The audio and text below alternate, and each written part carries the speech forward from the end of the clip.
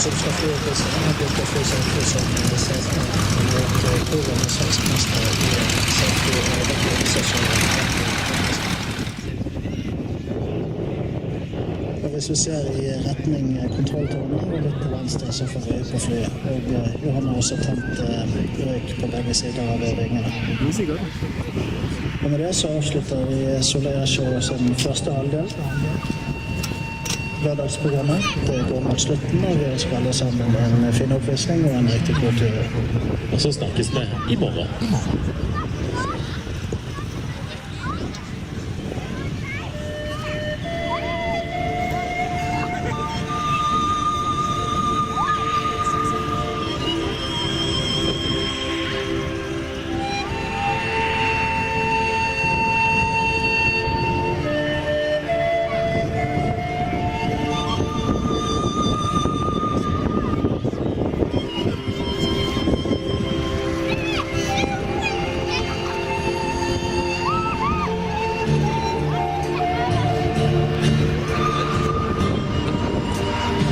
Kill Bill.